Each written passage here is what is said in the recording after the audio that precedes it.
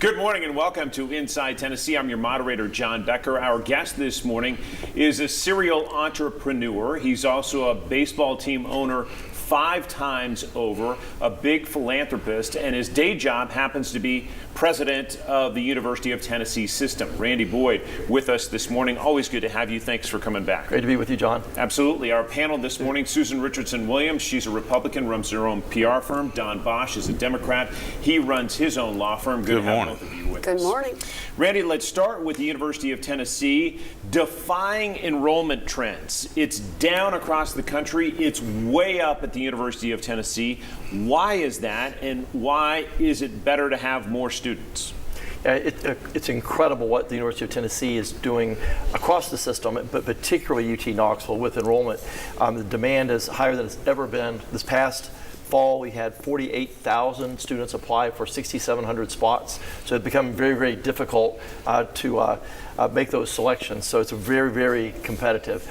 And it's very unusual. If you look at universities all across the country, they're struggling. I was going to mention a name, maybe I shouldn't, but I'll just say a university president I was just with a couple of weeks ago from the Big Ten was sharing with me that they're down 15% over the last 5 years. So that's more typical.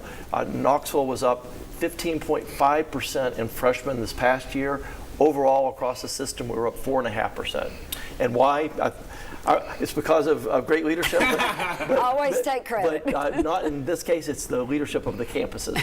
We've got great chancellors that are dynamic and full of vision and energy. They've, in turn, surrounded themselves with great leaders, and there's so many positive things happening on the campuses from new development. I'll thank my former boss, Governor Haslam, and the former administration at UT for investing over $1 billion in new buildings. When you go on our campuses, the first thing I hear from alumni and others is just what an amazing job the campus has, or how the campus has changed over the last decade. But it's incredible, the new buildings and just the beauty of the place. I'll get to Susan in just a second, but as the university system president, some of our viewers may not understand the full complexity of what is the University of Tennessee. Just your 30-second elevator speech on that.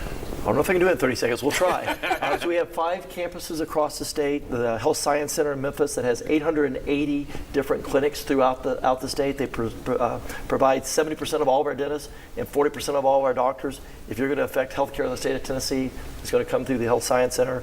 We've got 3 regional campuses, one in Martin, one in Pulaski, and one in Chattanooga. The one in Pulaski is brand new, the first new campus in the UT system in over 52 years. We're really excited about the new opportunities they're going to show or provide to people in the southern middle part of the state. At UT Knoxville, of course, our flagship campus that also is partnered with the Institute of Agriculture that has 85 or an extension office in every one of the 95 counties, 10 ag research centers. Oh, and we also manage this little research lab over at Oak Ridge called Oak Ridge National Lab. 6,500 of the smartest engineers and scientists in the world.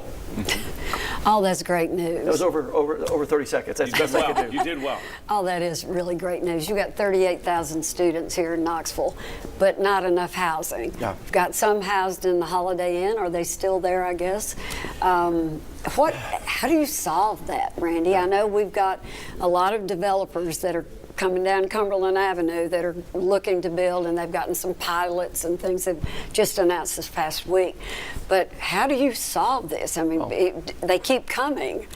Well, so I think that one of the questions, John, I didn't answer that you asked was, do we want to continue to grow? Right. Is that a good thing? Right. And why is it a good thing? The state of Tennessee needs more trained workers. Industry employers need more trained workers. We have the ability to do that for the state, and it's good for the people of Tennessee. They need to get a great education, so it's our responsibility as the land-grant university to provide those great educations for our people and our employers. So that's important. So we want to continue to grow. That's not always true with every university, but at the University of Tennessee, we want to grow. With regards to the housing, that's our limiting factor, and what we have to do about it is just build more housing.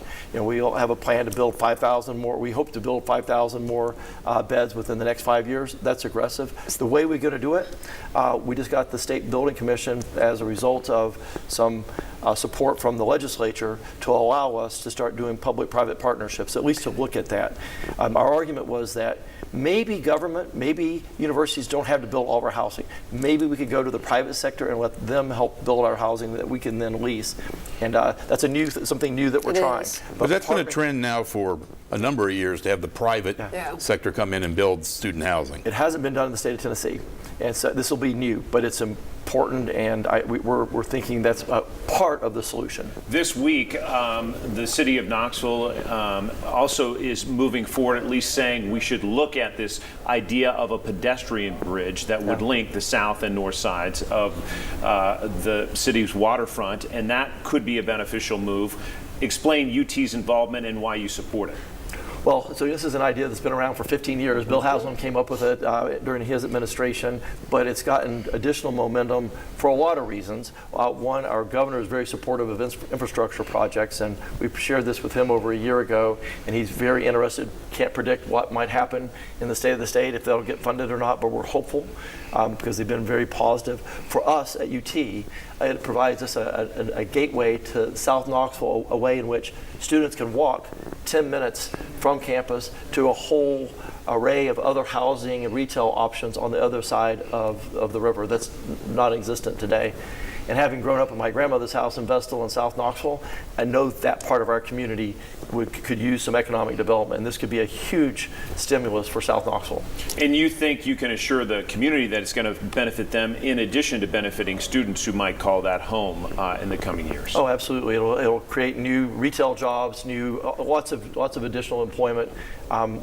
Real estate will increase in value. People will be able to have more opportunities to live and work in that area that they hadn't had before. We've got to take a quick break. I'll get to you, Don. But just in a short-term timeline, what do you think might be that? Is it a 3-year project down the trail, or when do you think you can know? That's a great question. I cannot tell you because bridges and everything that I've found in infrastructure takes a lot longer than I ever imagined. But I'm hopeful it won't be too long. It won't be 3 years. It won't be But it probably won't be 3 years. We can promise you we'll be back in about 2.5 minutes. That's one thing we do know. We're going to pay some bills, and we'll be back on Inside Tennessee with President Boyd.